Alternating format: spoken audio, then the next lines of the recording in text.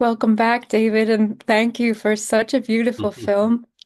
Sí, bienvenido de vuelta, David, y muchas gracias por esta gran película. Yes, thank you, Kristen. It really touches the heart, and it kind of gives us a glimpse into a simple way of living. So I'm just very grateful that we can all share this. Hmm. Yeah, I feel that too. Sí, lo siento también. Well, beautiful. We've got our first hand up. I see Anna Narcissa there. Hi, Anna. Sí, hermoso. Tenemos nuestra primera mano levantada. Veo a Ana Narcisa ahí. Hola, hola Ana. Hello, thank you so much for this movie and for Hola, all this all these weekends. They're so beautiful. hola, muchas gracias por esta película y por todos estos fines de semana, son muy hermosos. And I feel like I can't um I can't deny that spirit is guiding me somewhere Y siento que no puedo negar que el espíritu me está guiando hacia algo, because it's like a voice that I'm trying to shut down, pero es una voz que estoy tratando de silenciar. being like, no, no, no, it's just not like that. Just please leave me alone. Digo, no, no, no, es así, déjame en paz, But it's not leaving me alone. pero no me está dejando en paz. So it's related to, I think it was our first conversation when I was bringing you my doubts about my path. Y tiene relación con lo que te había compartido hace tiempo sobre mis dudas acerca de mi camino. So like my dream since I was a child, since I was young, was to sing and dance and act. Y mi sueño desde que era una niña era cantar, bailar y actuar.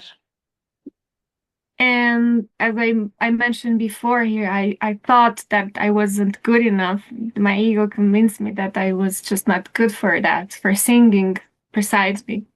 Y ya había compartido que yo sentía que no era suficiente, que luego me ha convencido que precisamente para el canto no soy buena.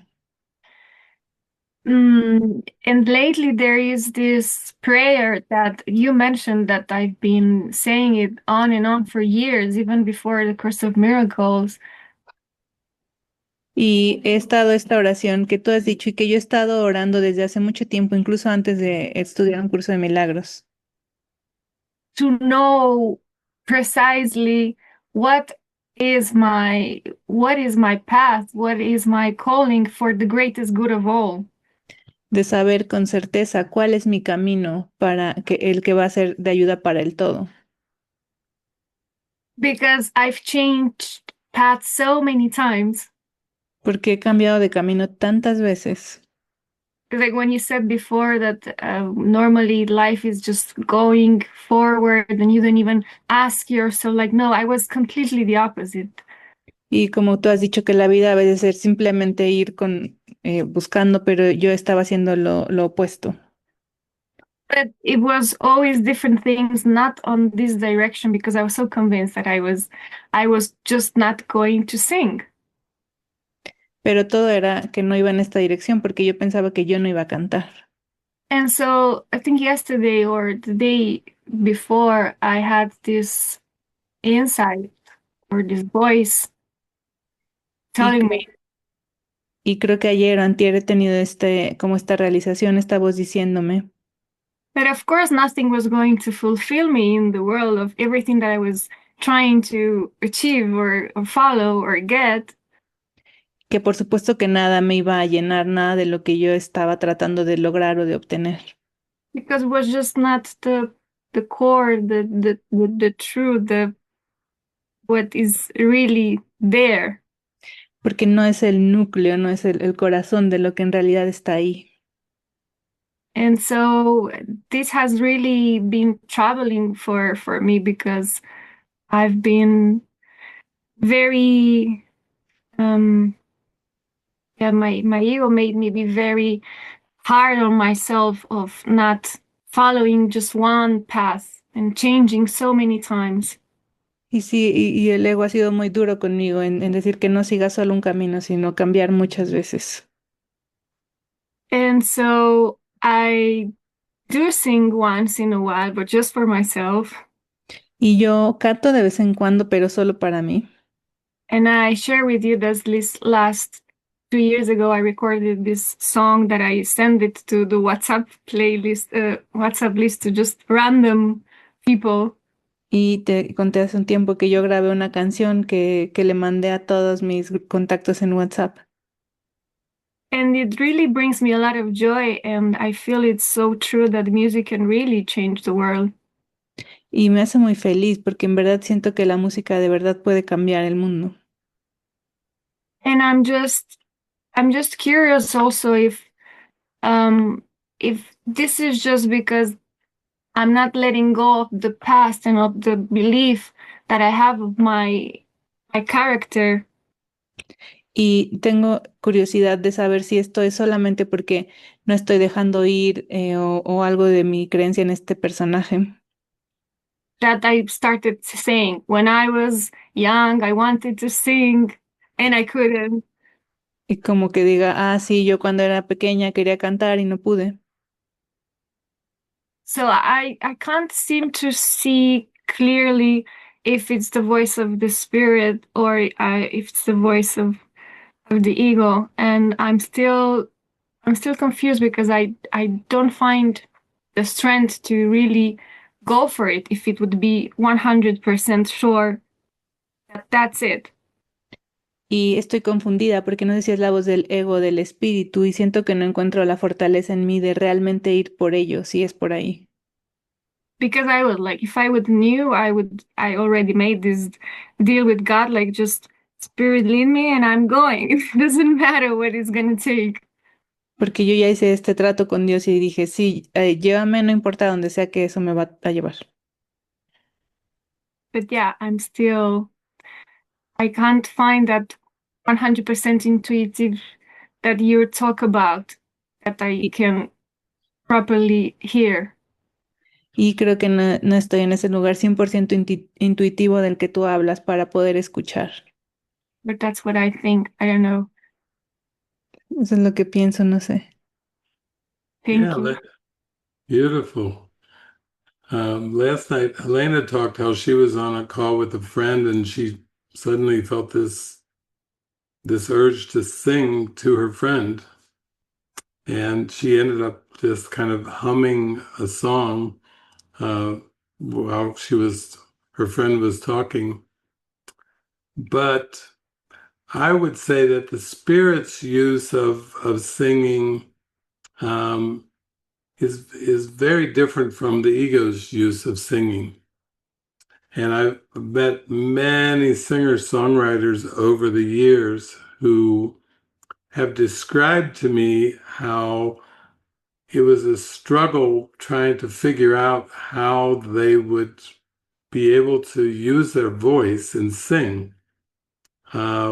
One friend back around 1991, Donna Marie Carey, she was into the Course in Miracles, and she came from a very musical family, but when she tried to go to sing in bars or certain places, it just felt so off, like it was the worst place for her to come in contact with that. And then when I traveled with her, she received many songs and sang many songs at gatherings that we had done together.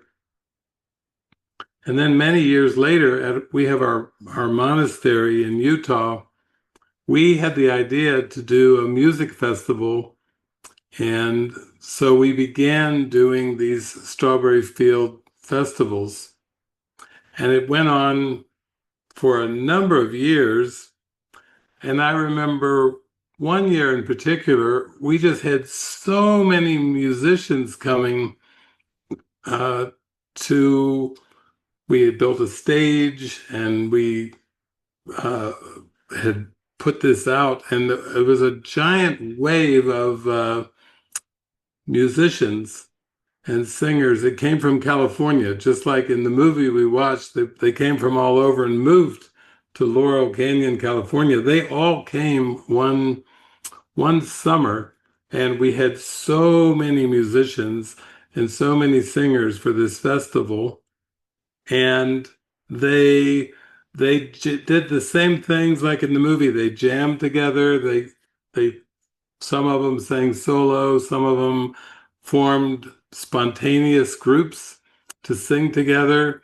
And it was like a flourishing, flowering opportunity to join together and pray together and express in many, many ways. But the spirit's use of singing is more to get in touch with the joy in your heart. You know, it's not necessarily when the ego jumps in there, it always tries to work it out in terms of commercial purposes or make a career of it. And I cannot tell you how many singers that I've met over the years who have told me the same stories that when they try to make it work commercially, it gets all messed up. They have huge resistances, many obstacles, and they really wonder, like, why is this going this way? Am I going to succeed at anything in the world? Because there's many false starts, they call them. But I feel now with the more of the advent of AI music and bringing in so many things to bring music compositions together, I feel like there's a decentralizing effect that's happening with the music that now people who have abilities to sing, they are tapping into different ways to extend their music, to really extend their heart. Even my friend Resta Burnham, when I worked with her back in the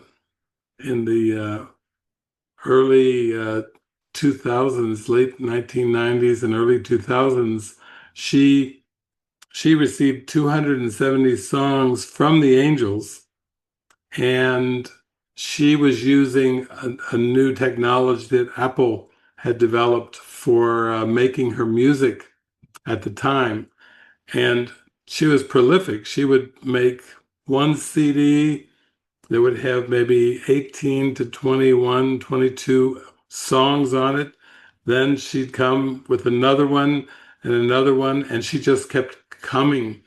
I think, I don't know, there was probably like maybe 13 albums or something, big, huge albums, that was like 20 some songs. It was just amazing to watch, but it was more that she just was seeing that was for her own mind and to let it pour through. And I just saw a movie a couple days ago, which was based on a woman who was part of this group in England called the Shakers, and they moved to New England. And they were very devoted to releasing all the blocks in their mind through shaking and moving and dancing and singing. And yeah, they became quite euphoric, allowing the spirit to use their emotions and their voice to get in touch with some of their deepest, darkest beliefs and thoughts in their mind, to kind of let it come up as a purge. And they used the dance and the music and the rocking and the movements to as part of their purification, to make themselves ready for knowing God. So I think it only gets confusing when we start to put the songs and the music and our voice on a timeline, because once we put it on a timeline, it seems like a lot of work and a lot of effort, and it seems to be met with very mixed results. Not a clear flow of results that would say, you found it. You found your calling with the music and the songs. It's so mixed that it can be very disappointing and very disillusioning.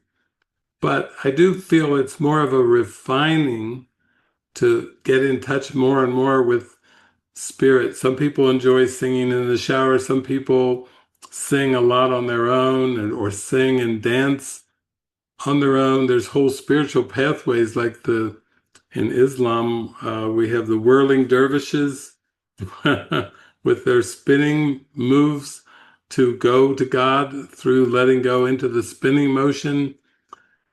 So I do feel like this movie is a good pointer because you can see that the music was like a commonality with all of these people and all of these groups coming together to live in one canyon for this period of 3 years. And at the end, I think it was maybe Regina Spektor, the singer, she was saying, yeah, it seemed to start to fade out and come to an end as soon as it got more into uh, individuality. As soon as people start asking the question, what's in it for me personally? What do I personally want to do? When we go in that direction, we can seem to shift into a lot of things.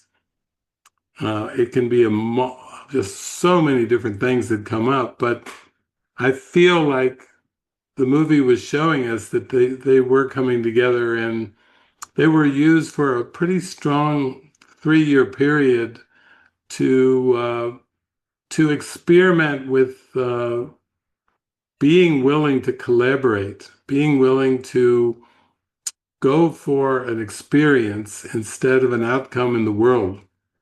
And at the beginning, especially of these 3 years, they didn't seem to be that concerned about commercial success. And even Stephen Stills was saying as soon as they got to recording more songs for commercial success, he said, yeah, I made a lot of money, but I'm just not into it anymore. He quickly burned out from that motive for doing something just for commercial success, for like a career.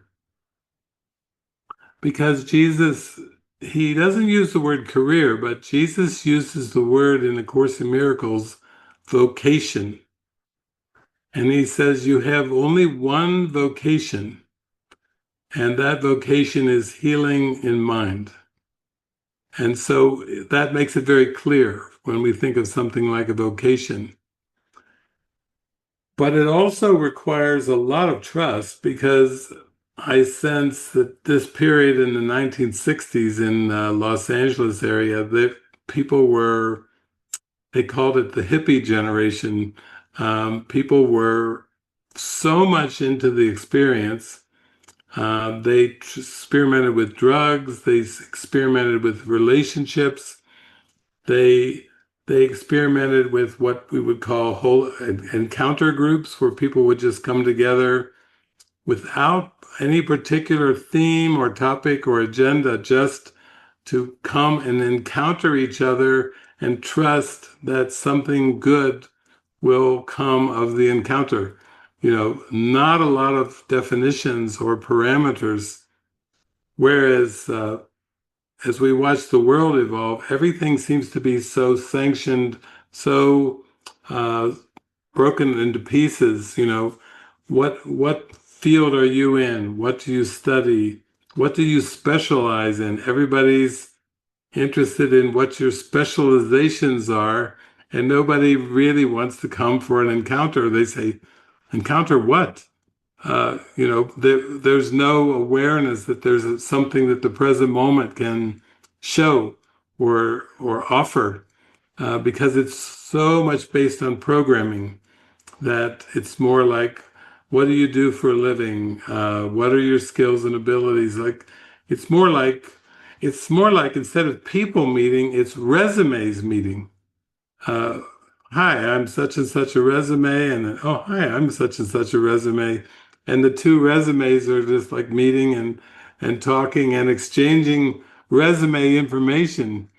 And I just think Jesus and the Holy Spirit are like, oh, if you only knew the potential for the encounter, if it was given over to spirit, then could open up your mind and your heart in amazing ways.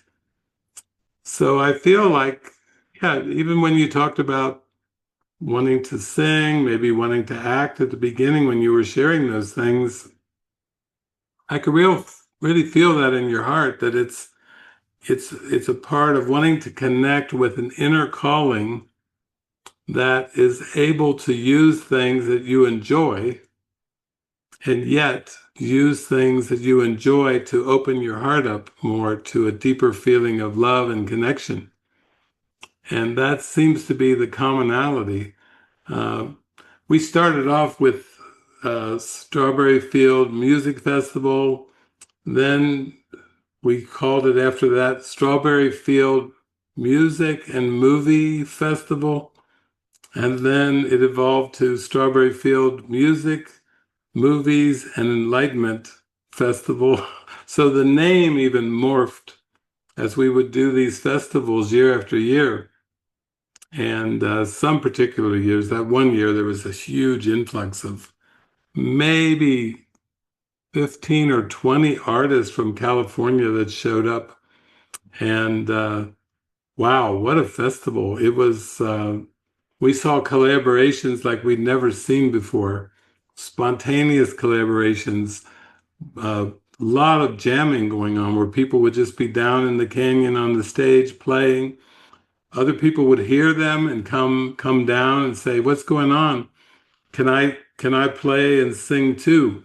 Like children coming to a playground and saying, "Can I join in?" Yes, please do. And then they'd jam for a while, and then they'd kind of feel into who was going to perform when the audience was there, because there was a lot of time in between the sessions for jamming and coming together that way. So I feel like that's really what's in your heart right now is you're just trying to tune into uh, what is it that really calls me where I can let these things that I enjoy be used by the Spirit in kind of a collaborative way where it brings inspiration. Like all these bands we just watched, they were inspired by each other. I mean, the Byrds went over to England, and the Beatles said, "Oh, we love the Byrds. We love their sound. We love you. We love your songs."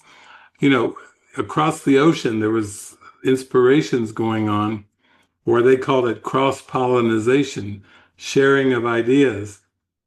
Sometimes taking a riff and almost duplicating the riff, but making a whole different song that was almost like the first one without calling it stealing. They were like, "Oh no, that it's all fair." You know, there wasn't such a focus on control and copyright. It was like, "Oh yeah, I like that sound. I'm going to start practicing that. Maybe we'll come up with our own version of it." That's what happens in Suno now when you go on Suno and you type in your lyrics and you uh, share it, and then Suno gives you all these variations of possibilities, and you can just pick the song that resonates with your heart the most of all the possible variations, and then go with it. Or you can even tweak that song, but it's more of a intuitive way to make music than it is a linear way. And it certainly doesn't have the linear component of trying to make it as a product to sell, to make a living from. Uh, the new way seems to be, well, I'm just going to follow Jesus. He said, seek first the kingdom of heaven and all else would be added unto me. So that's what I just did. I just said, well, he said it. I'm going to go for it.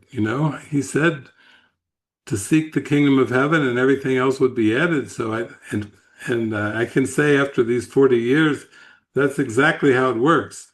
Everything that seems to be helpful and necessary just comes comes in effortlessly without a sense of trying to do something to make it happen. But most of us have been programmed to make it happen. We've been trying for years to make it happen, and it gets a little frustrating when we try to make it happen and it doesn't happen. And we try to make it happen and it doesn't happen. We try to make it happen and it doesn't happen. And then we start to get a little bit depressed at what is going on. Doesn't God love me? But it's more, Jesus is just saying, no, pray and really focus in on what is the desire of your heart, and then just watch as everything is arranged so that you can bloom and you can flower, you can expand, you can go for the calling of your heart. But it's like a shift of mindset from trying to make it happen to welcoming the steps as they come that are part of a guidance to take you further and further towards what's the calling of your heart.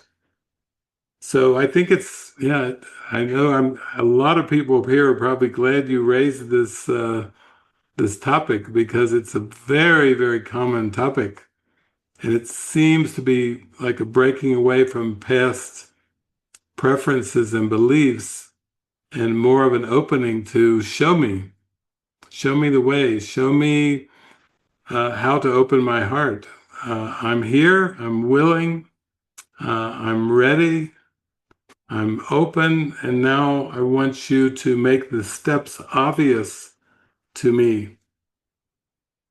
And for me, that's the way it went. I mean, I do remember using the Course as kind of an oracle for maybe about 2 or 2.5 years, and having some really deep insights and really heart-opening experiences. But then I did say to Jesus, I said, I don't know how this is going to work. I have no clue. And he said, that's good. And you will be shown, and he told me you'll start getting invitations. And I said, invitations? From who? And he said, you'll see. You'll see. And then when I would get an invitation, I would start to feel it in my heart, like, that's a nice invitation. Going with one invitation, then more invitations came. And before I knew it, I was just praying and feeling out invitations as they came, and just they were like breadcrumbs, like a trail of breadcrumbs, a trail of invitations that started to make it obvious, like the way will open if you believe, the way will open if you have faith. But it's good going in to know that it's not really driven by economics. The commercial world is driven by economics, but Jesus's way is not. It's miracles that just open doors, one door after the next. And there's this feeling of, it's almost like my feeling when it started to happen. I thought, this is like a magic carpet ride. This is like this is like a fairy tale. So I kind of got into the fairy tale. Then I had people joining me in the fairy tale. So we were all in the fairy tale. And then some of those people would go out and they would go and share gatherings with people. And the people would listen to them and go, that sounds like a fairy tale.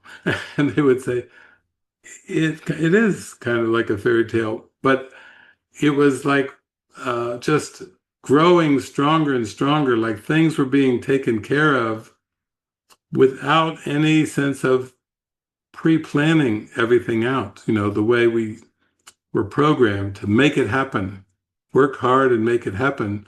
This was more the opposite of that, like allow yourself to accept invitations and allow the miracle to work through you and just take you and show you the way, moment by moment. Very different from the way that we were programmed, the way we were conditioned in the past, you know. And Jesus does say that the way is not difficult, but it is very different. And that always stuck to me when I heard that. It's the way is not difficult, but it is very different because it was different than my mode of operating. Anything I had planned for. So yeah, thank you for raising that. I feel like with the music in particular, um, if you just hold that out and you say, okay, I have a voice and I enjoy singing Jesus, so make it obvious. Give me some very obvious signs where I can just start to have some fun with my voice and in a way that I feel inspired by it. Because we have to feel a sense of inspiration and trust before we can go forward. You know, without that, it just seems like too big of a question mark. But when we get a sense of inspiration and we feel a sense of like, oh yeah, I can trust this. I'm willing to trust this. Then the doors can begin to open, and the more we step through those doors, the more doors open. So it's like the way will be shown, but it takes a movement of faith and inspiration to take us in that direction.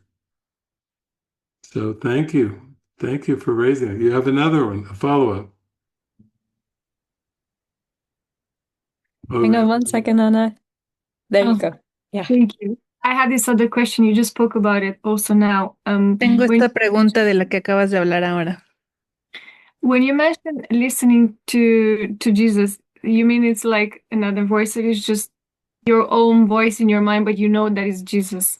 Cuando dijiste que escuchar la voz de Jesús es una voz en tu mente que sabes que es de Jesús.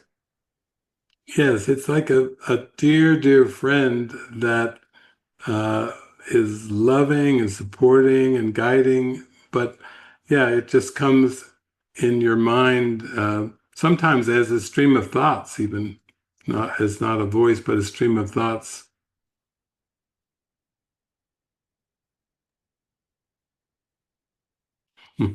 Thank you. Thank you, Anna. Oh, that's precious. What a perfect question and answer to start us off. Sí, qué precioso, qué hermosa pregunta y respuesta para comenzar. And I'm sensing a theme in some of our questions here. Me da la impresión de que estoy teniendo la sensación de un tema en estas preguntas. We have a written-in question from Teresita Zamora from Puerto Rico. Tenemos una pregunta escrita de Teresita Zamora de Puerto Rico.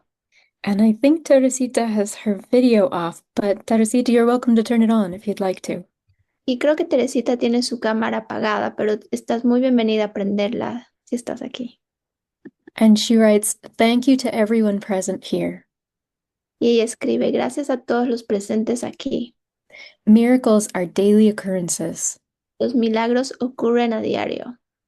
Today you spoke of the Suno app, and how musicians or artists in general can create in one sitting what normally took days or weeks or longer, and something in me broke."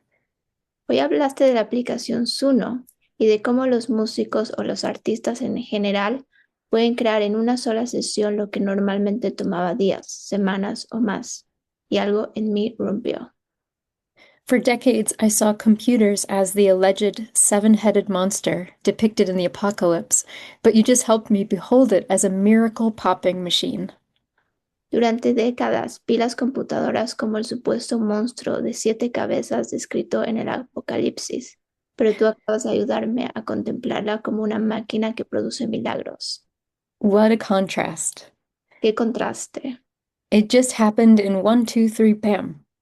Simplemente sucedió en 1, 2, 3, bam. Aha moment. Wow.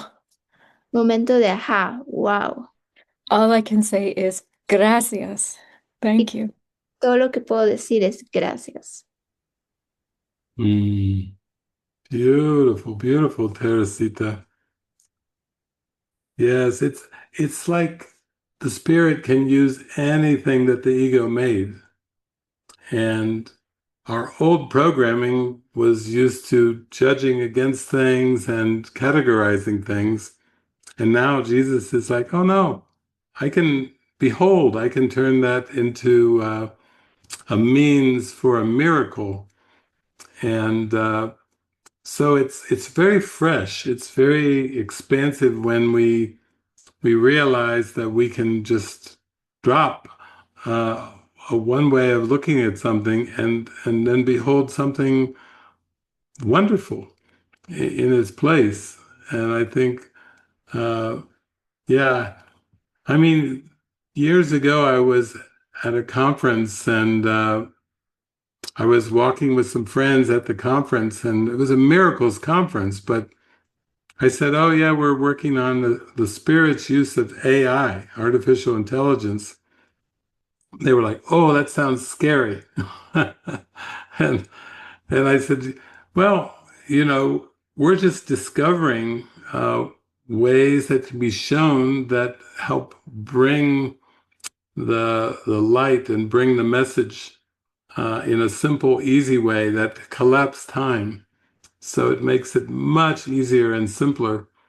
And so I sense that that's what you're just experiencing. That's what you just went through with that aha moment. And all it takes is that one moment, and then you try out Suno, and it's like, whoa, this is spectacular. And then you're freed up to extend in new ways. Yeah. So thank you for that sharing. Thank you, Teresita. Gracias, Teresita. And we have Kwana as well in our form, who has a very related sharing from her and Michael. Sí, tenemos otra pregunta de Juana y Michael que tienen una pregunta muy similar a la anterior. Kwana writes, Hi, David. I remembered you showed this movie at Strawberry Fields when Michael and I came in 2024. Y Juana escribe, Hola David, recuerdo que mostraste esta película en Strawberry Fields cuando Michael y yo fuimos en el 2024.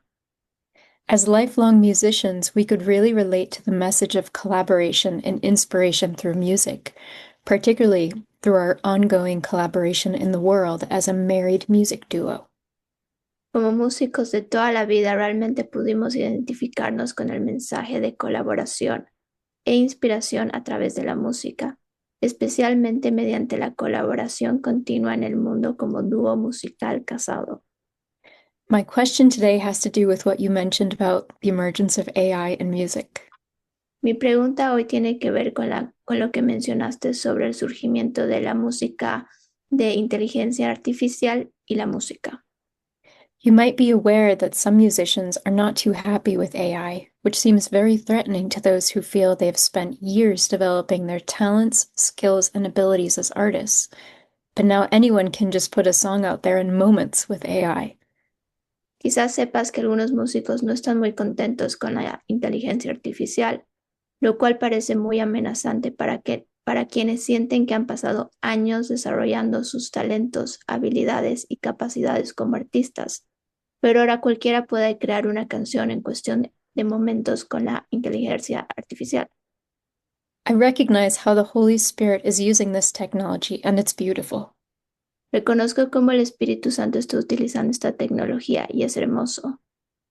But I do have to admit that I've also been triggered by this notion and at times have felt some resentment.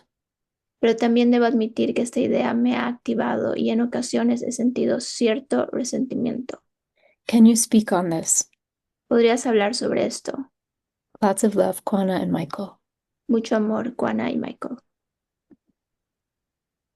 Yes, yeah. What you're mentioning, Kwana, I've heard the same thing from many musician friends.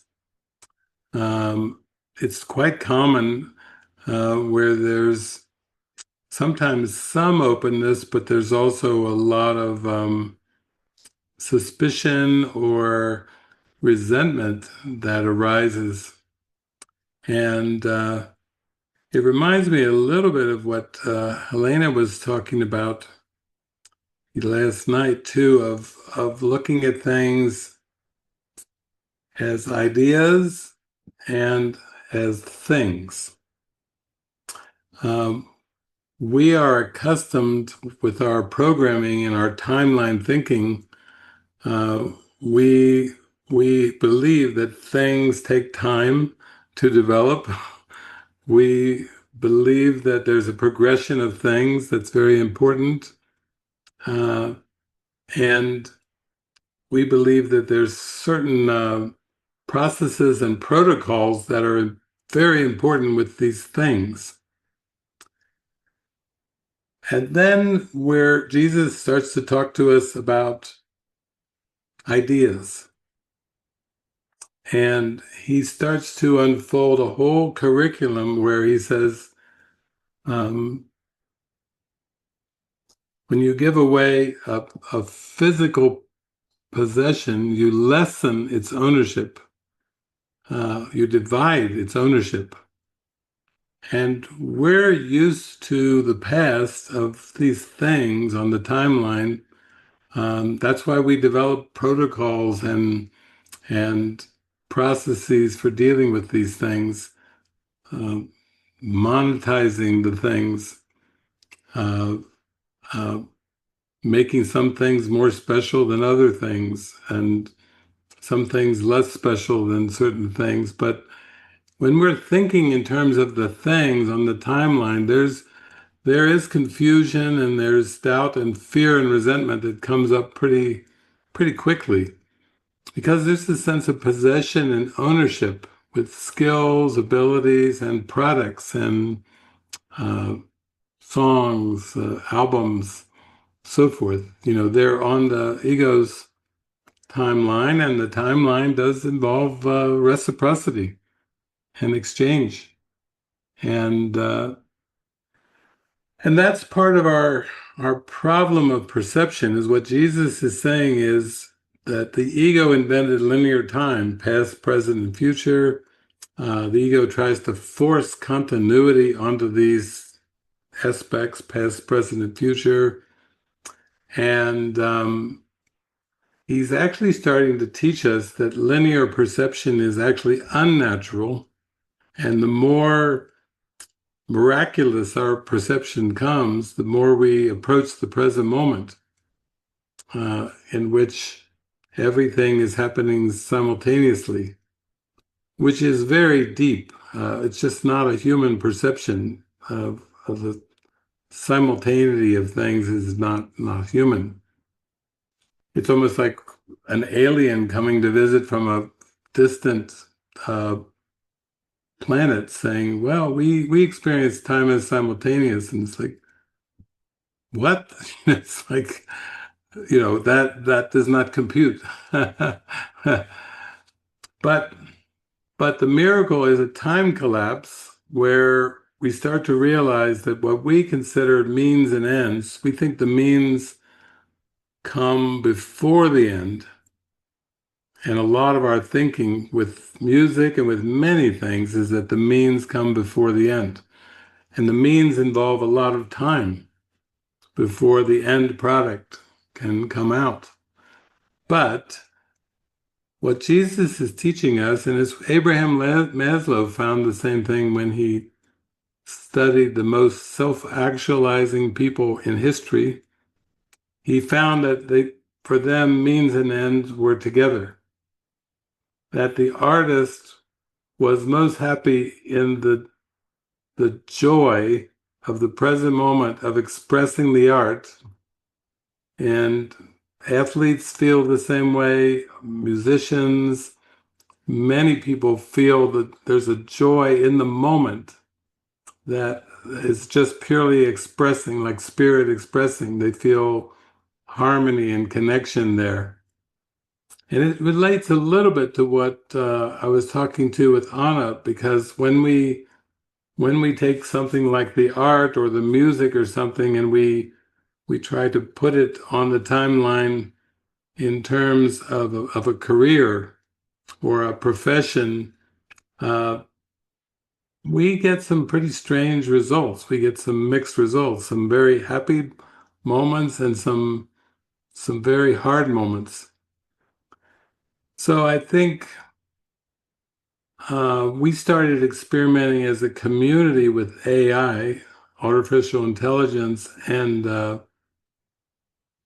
over the years they came up with a couple programs. One was called David AI, one was called Forgiveness AI, but it was trying to, in a rapid way, come to some of the teachings to be applicable. And I also know that a lot of people that I know who've been working with ChatGPT, not at the beginning, they were like, listen, my life is great without AI. I don't even want to go there with ChatGPT. And then when I see them a little bit later, they go, oh yeah, I'm actually into ChatGPT now. Before it was, I don't need it. Then I'm into it. And then the next time I see them, they go, I consult ChatGPT with everything, health issues, nutrition, uh, even as a companion on the spiritual journey. I used to use the course, but now I just use ChatGPT because it remembers my previous conversations, and there's no counselor in the world that works as well as ChatGPT for me now because it picks off where we were, and it's like it gives me the best guidance, and it's like become my dearest friend. So it just shows that it's all a reflection of mind, and we find and we experience with AI what our desires are and what our deeper prayers are for. And it seems like the AI seems to assist us in collapsing time. And in one sense, that's what miracles are designed to do too, also collapse time to bring our desires and wants closer with our reflections that we see in the world, starting to see that it's all a reflection of our mind. And the miracle, as Jason said last night, the miracle can replace what would have taken thousands of years to learn. And I think we're in a time period right now where it seems to be there's a lot of time collapse happening. And it is triggering some anger and resentment because some of the self-concept was tied into these timeline processes and procedures and so forth. And now it's like, well, what is all this going to come to? And Jesus is just saying, oh, it's okay. It's all coming to the present moment. All of your skills, abilities, your guidances, everything is collapsing down more to present moment acceptance of what is. And the ego doesn't like that at all. It's like, what the hell? What the hell answer is that? It's too radical. It's too abstract. you know, we're used to a concrete self-concept on the timeline, and then things are just collapsing down. But yeah, it's like we're on the theme now. This is the third from Anna, Teresita, and now with you, Kwana. We're going down the rabbit hole with that one. It really, it takes a lot of trust to do that because the ego says something's being lost, something good is being lost in all of this, and the spirit's like saying, no, actually, it's if you just relax into it, you'll start to see that it's part of an expansion in mind and in awareness that's occurring, and that's a good thing. So thank you for bringing that up. I'm glad you could articulate that. I'm sure a lot of people relate, like I said earlier, to with uh, with Anna's question. I like a lot of people can relate to that during these times. Yeah. Yes. Thank you. Very beautiful. Thank you, Anna. Muy hermoso. Gracias, Juana. I love that you just said that, David. It's not what you think it is. Just relax into it and you'll see that it's like this gateway to intimacy, true intimacy. Igualmente me encanta lo que dijiste, David, que no es lo que tú crees, que simplemente te puedes relajar y entrar a esta sensación de verdadera intimidad. Mhm. Well, our form is empty and we have no more hands up. Bueno, nuestro formulario está vacío y no tenemos más manos levantadas. It's possible that we may have done it. The music has dissolved the questions. Parece que lo hemos logrado, la música, todas las preguntas. Yeah, I think so. It seems to be that has that effect, and I do know that yeah, there's a lot planned for tomorrow. We'll also have a Q&A, so if anybody has something that stirs, they can just submit their question or come on live tomorrow. And also, I know Erpi and Raphael have made a beautiful recording similar to Colin Dang's, going through all the seeming steps that have come along in healing of the mind, and I think it's even longer than Colin's recording. So that's a treat for tomorrow morning. Yes, yes. Yeah, it feels like that will be a beautiful session. Yeah. Yeah. Siente que va a ser una hermosa sesión. And yes, well, I mean, maybe it's just time to say thank you so much, everyone, and I'm happy to share a few practicals after this. Entonces sí, tal vez ha llegado el momento de decirles a todos muchas gracias y compartir algunas practicalidades. I see Evangelina there with her arms in the air with the rockets coming up. See you there. Ahí todos los cohetes, And Vicky with her little cat translator on her shoulder. Very sweet to see everyone. pequeño traductor afuera, un gatito. Oh, Oh, I actually, see. I do see Manuela. Manuela. Yeah, Yeah, she's just put her hand up. Yeah. Y Manuel acaba de levantar su mano. go for it, Manuela. Ve por ello, Manuela. Think we just have to get you unmuted there. There you go. Tenemos el micrófono. Hello, again, and thank you for the very inspiring movie and dialogue in the Q&A so far. Hola, muchas gracias por la película y el diálogo tan profundo.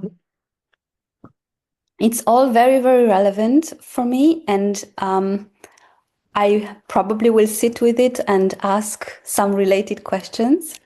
Y ha sido muy relevante para mí. Probablemente me siente con ello y haga algunas preguntas.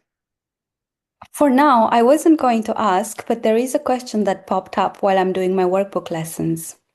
Y no iba a ser una pregunta, pero algo se elevó mientras iba a hacer mi lección del día. I usually ruminate on them for a while before I reach out for support. Y usualmente yo como que indago en ellas antes de pedir ayuda.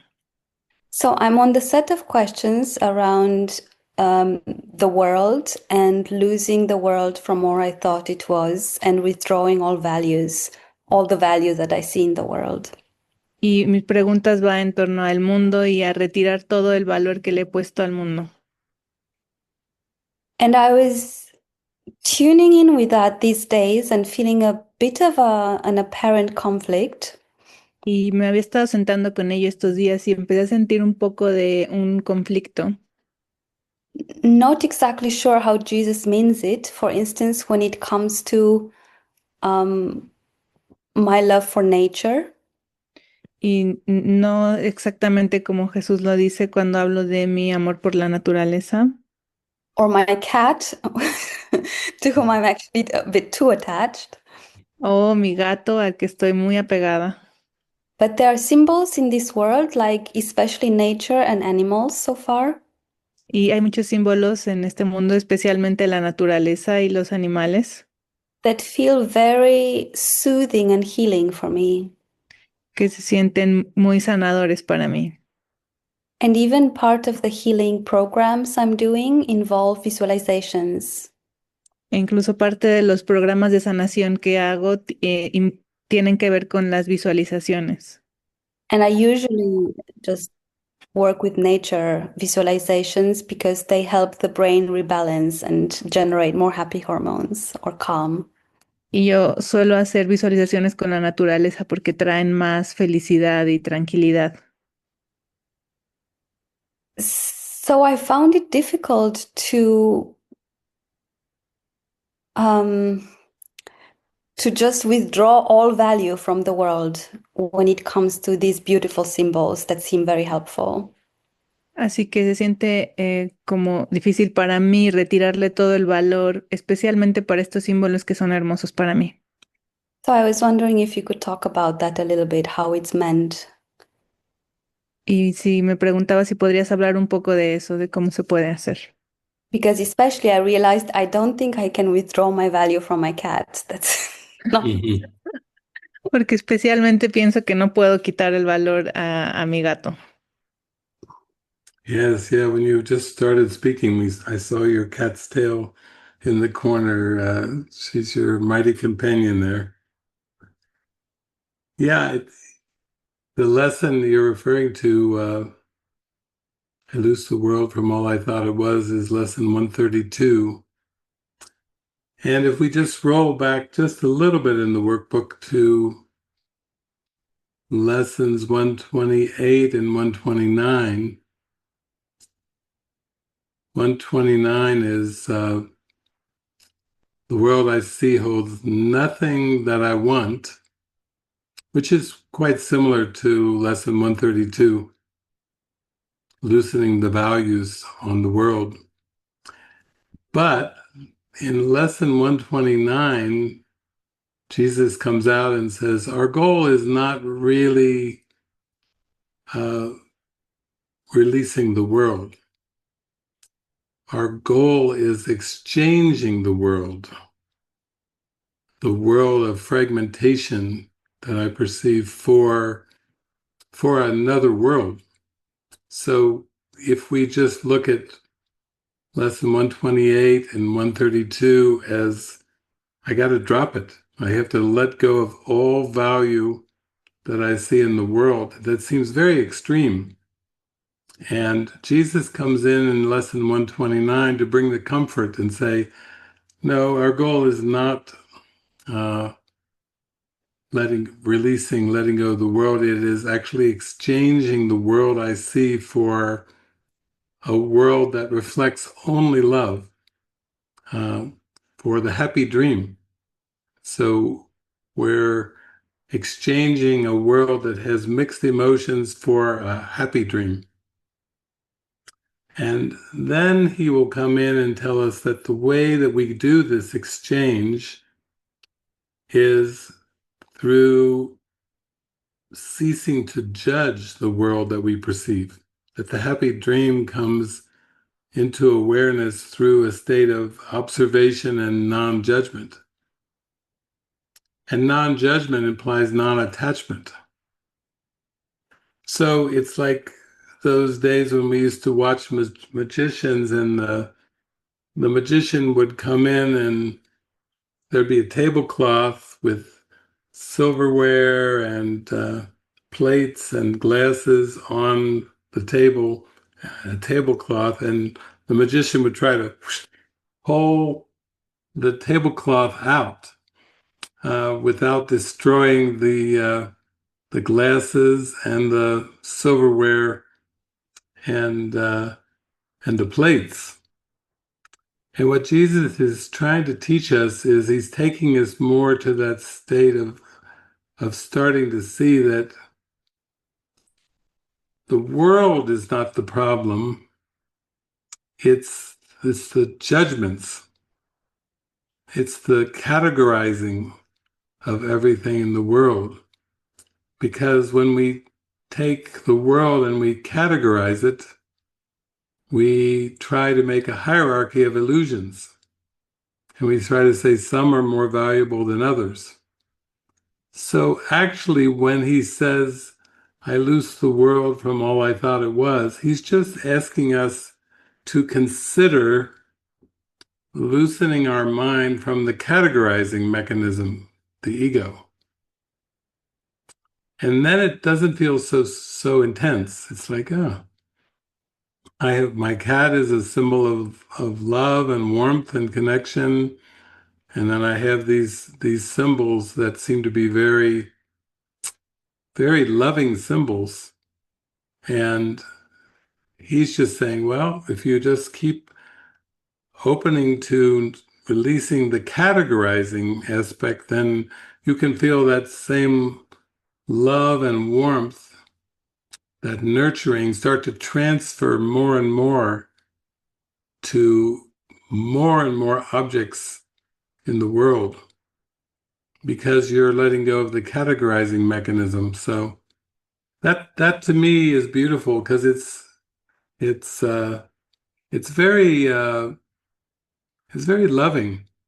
You know, he's basically saying I'm not trying to take away the little things that you believe are very helpful.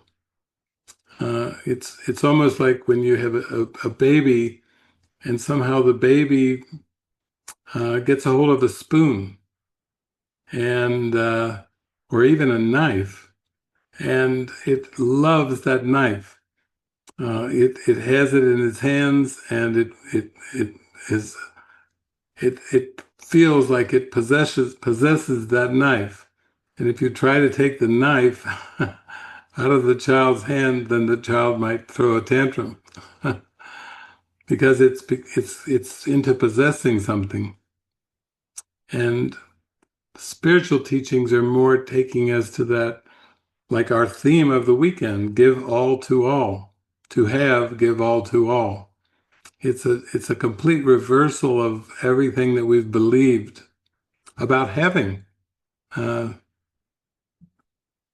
we maybe start off with the belief to have things or to have is a good thing.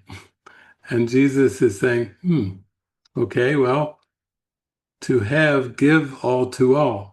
He's teaching us a different way of looking at having, because we're used to having things.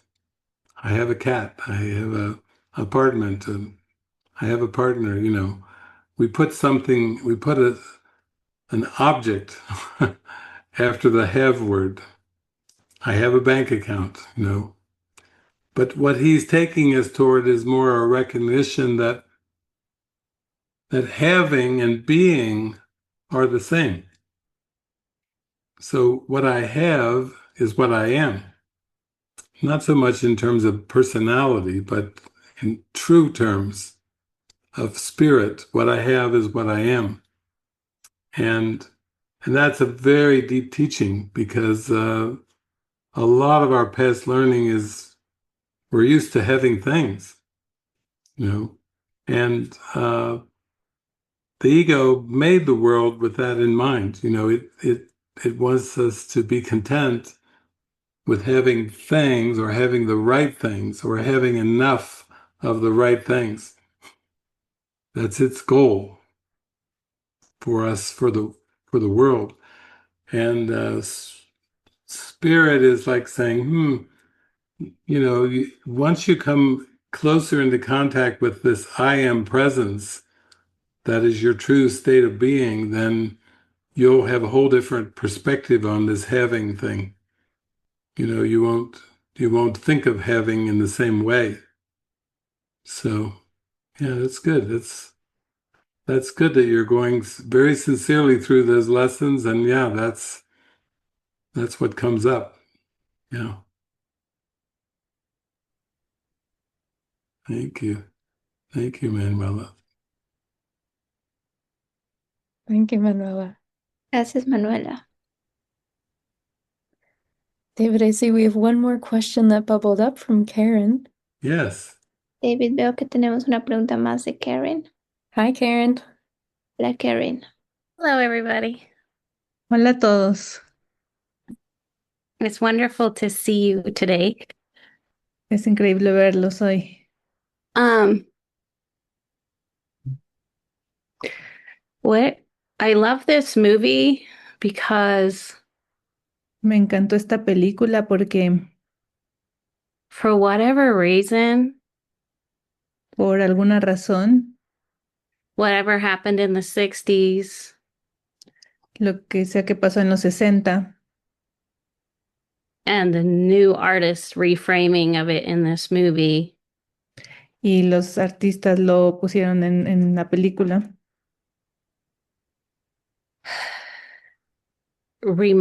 it just touches on the true essence of who we are me recuerda que solo toca en la verdadera esencia de lo que somos, in a way that, I mean, words can do it sometimes, en una forma en que las palabras pueden hacerlo a veces, but the music gets in so deep.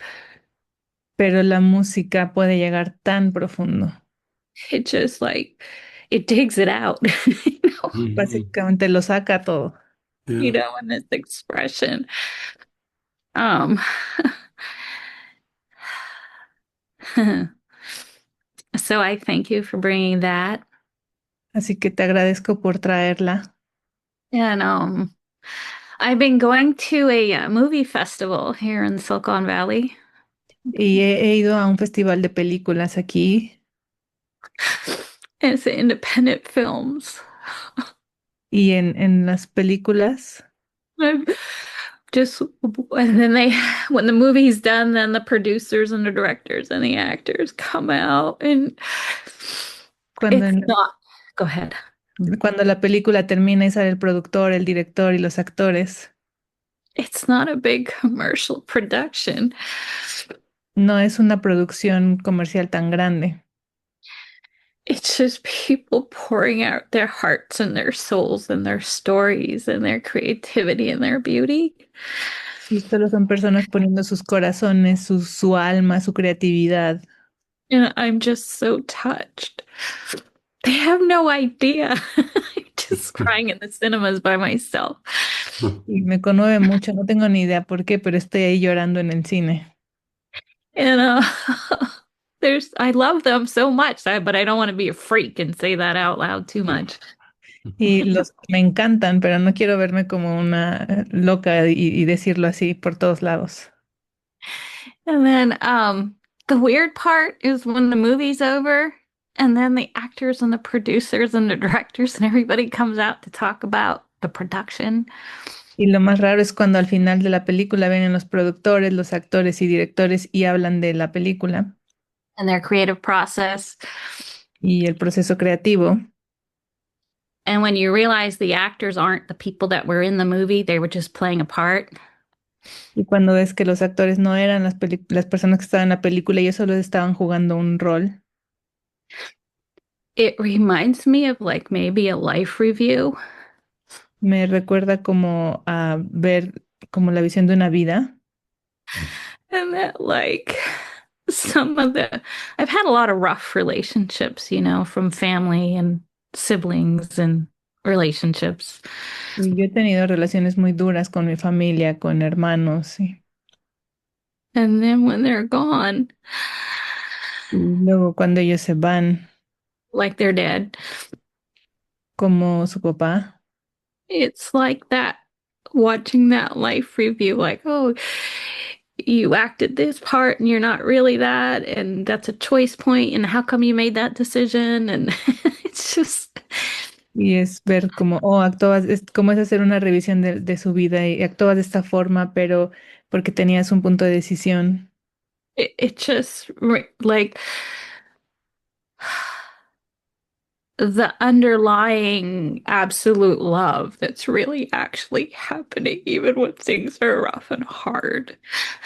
Es ese amor que está por debajo de todo, incluso cuando las cosas son duras y difíciles. I'm kind of touching in on that, I think. Y siento que eso me llega. And this movie does the same thing because the egos try to wreck things. Y esta película es un poco lo mismo, porque el ego trata de dirigir las cosas, But it can't destroy the real fabric of who and what we are. And I don't pero know. no puede destruir lo que en verdad somos. I'm kind of trying to express something that's kind of uh the artists express really well. Estoy tratando de expresar que los artistas expresan amor.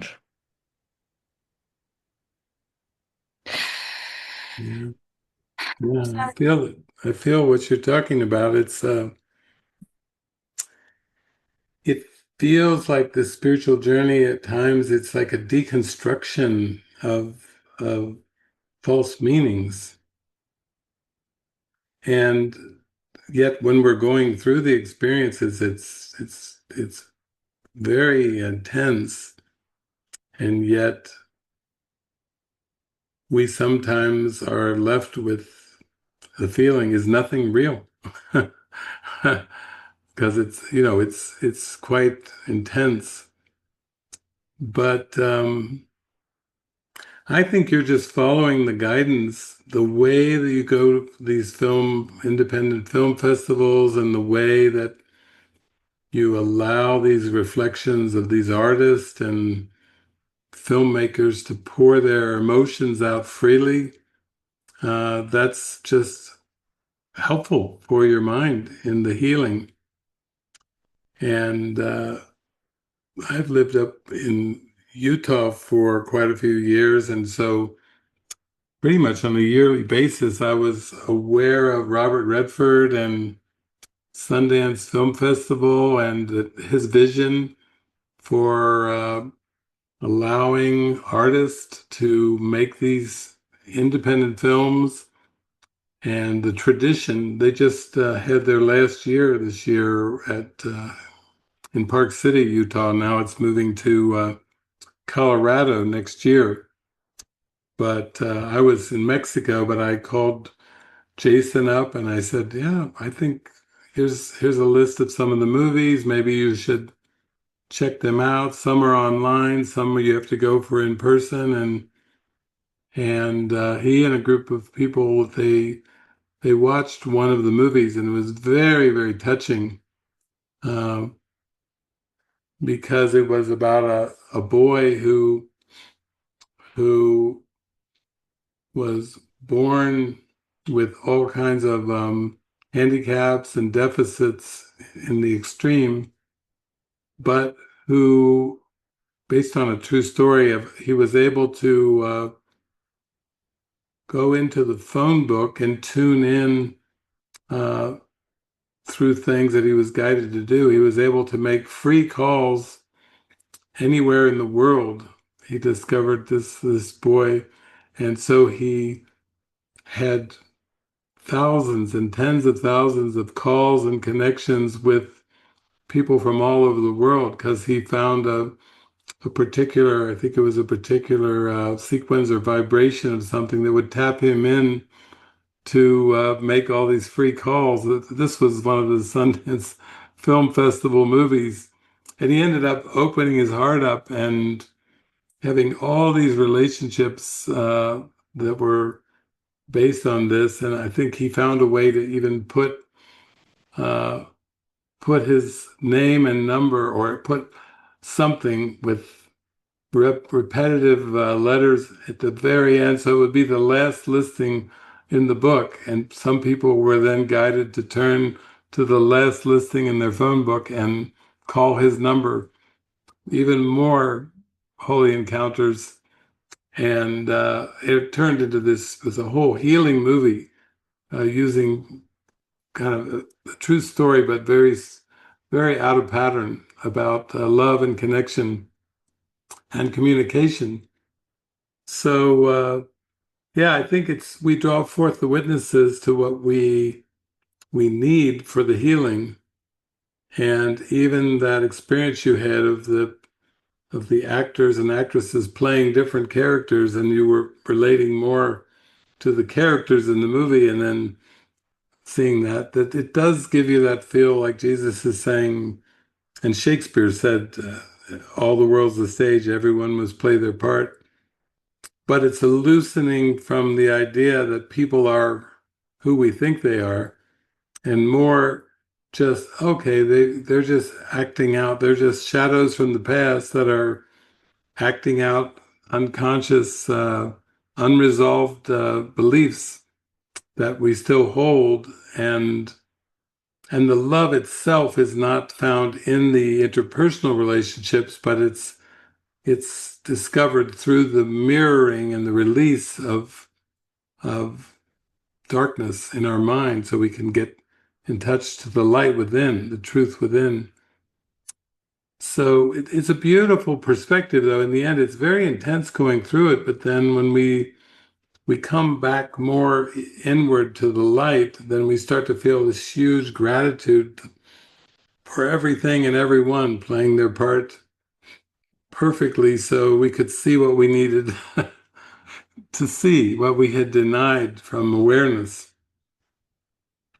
So I'm glad that was the feeling when we talked about this theme for the week, to have, give all to all, and we had a morning meeting, and it was over in 45 minutes. Echo in the Canyon came as the movie, and it was like a download for all of us for all of the sessions in a very quick time.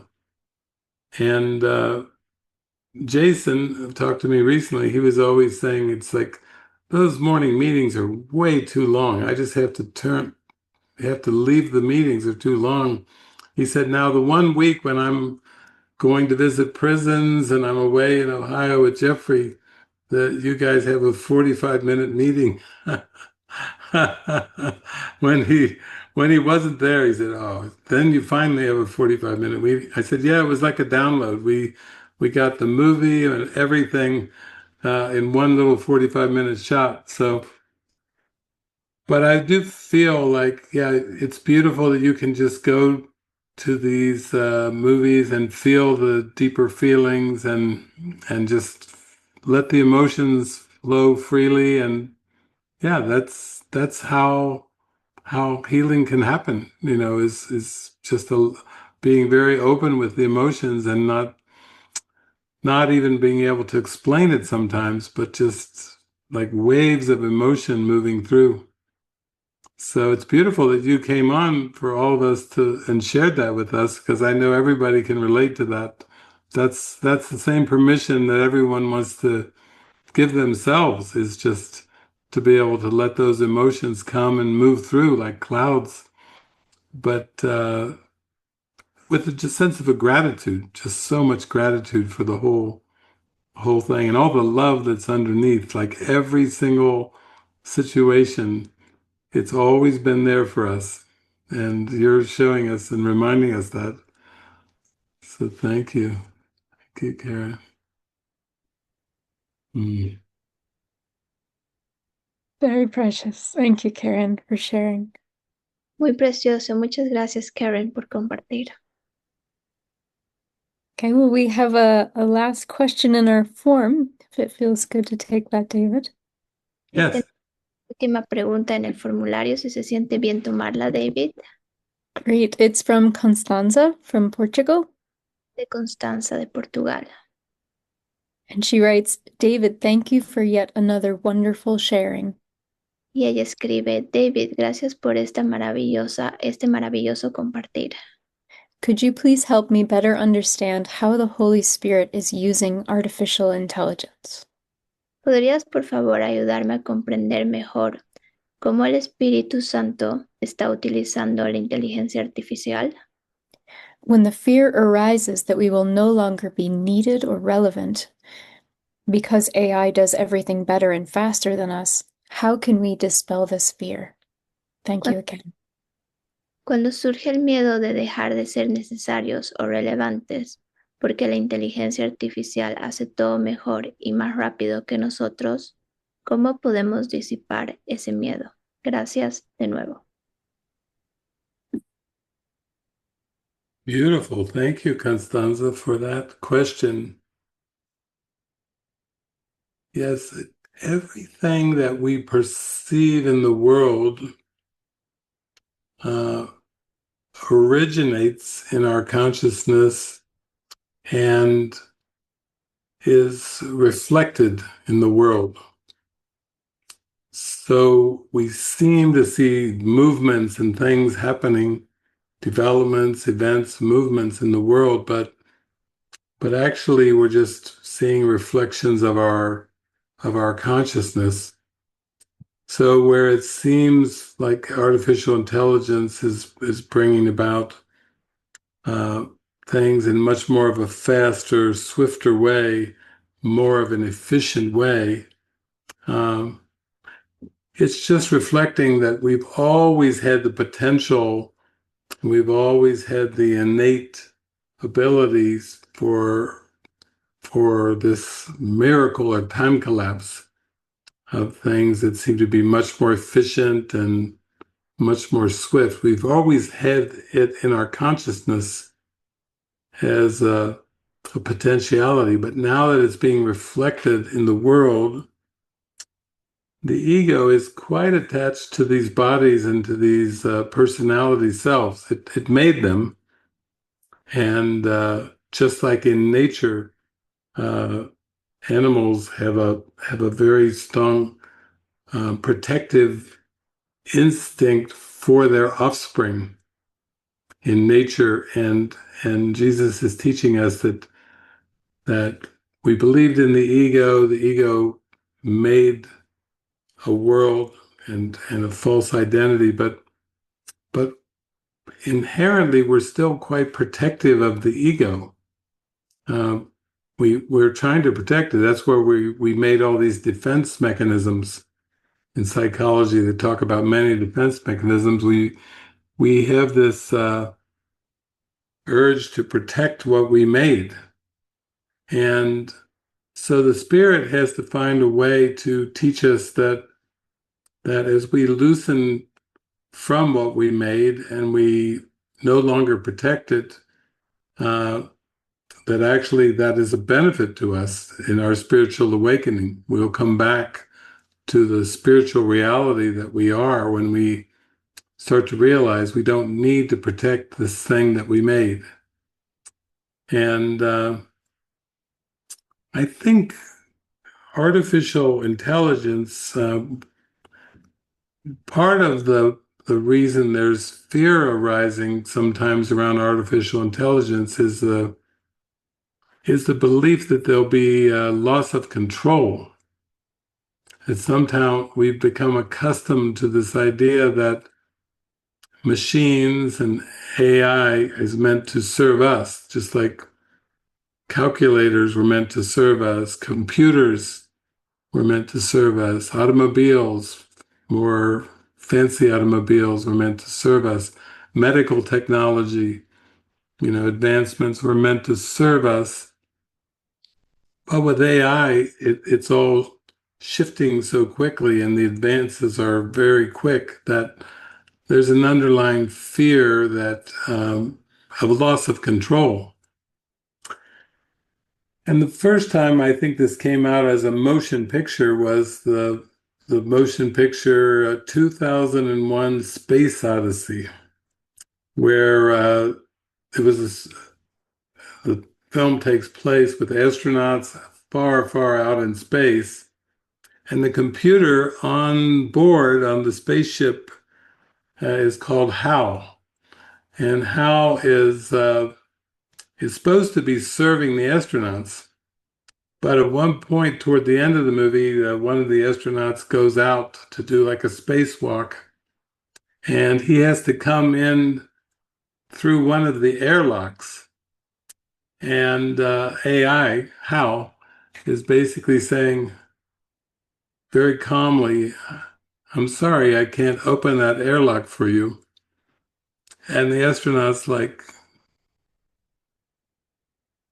"What are you talking about?" And Hal says, "I'm sorry, I can't open it." And he's like, "How? Open the airlock now." Because the astronaut is human and the AI is now locking him out into space without only so much oxygen reserves and this and that. And so the astronaut starts to argue with the AI a bit. And then the AI calmly says, I know you took great precautions to not let me understand what was happening, but I know that you decided to shut me down. And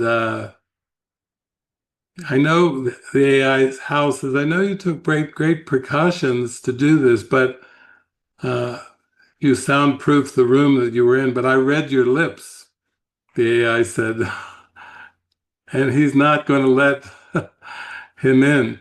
So that movie, 2001 Space Odyssey, was the first time I saw it, and I think a lot of humans were watching that movie, and they were like, oh, it just brought up fear because it was a loss of control, that AI should be under the control of humans.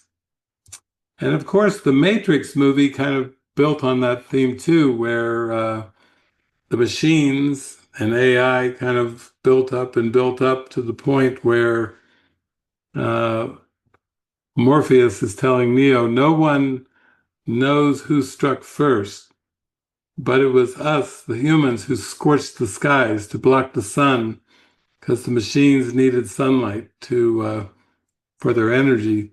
So the whole Matrix movie is kind of based on AI and agents, and then we have the humans that are mostly slaves, that they're using their bodies for energy, BTUs, like a batteries. They're using the human bodies as batteries to run the machines for the AI.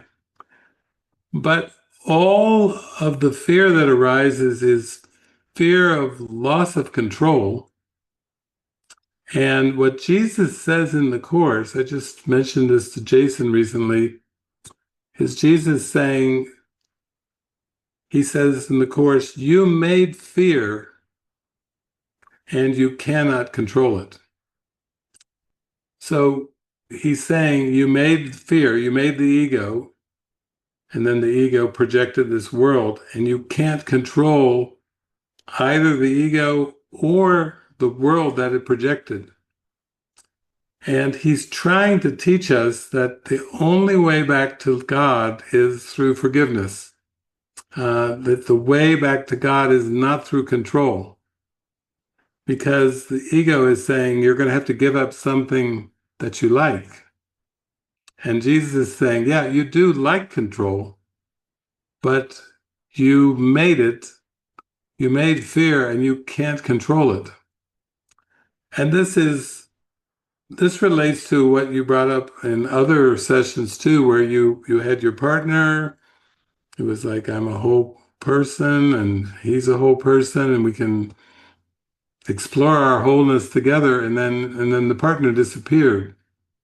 It's the same kind of fear that can come up in that situation, because it's the mind starting to see, oh my gosh, there's certain circumstances and situations that I have no control over.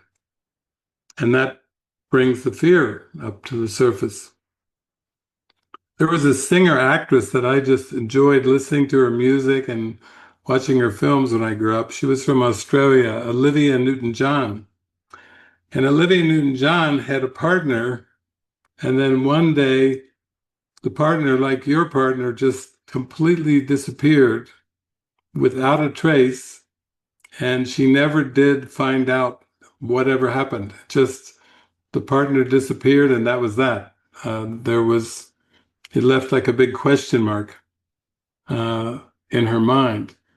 But I would say if you trace it in, it's the fear comes up is out of a sense of loss of control. Like, this is not natural. This is not the way the world should work, or the world should work. And then there's a fear of loss of control. And Jesus is really good because he's been through this too, but he's telling us you can't master the fear in order to find the freedom. You have to master love. You have to come in touch with love, which is so powerful that perfect love casts out fear. It literally it shines away the fear. Love does. But our human egoic tendency is try to control the world, control the body, and control the world in some way. And we really believe it's going to work. We try it over and over again. We're trying to control the world. We're trying to control our relationships. And he says, you've made up these stories, and the reason you made up your stories is because you're trying to justify your ego thoughts. You want these ego thoughts to be true, so you made up stories to justify the ego and to hold on to the ego. And that's why he's telling us, you just have to let the Holy Spirit give you some parables.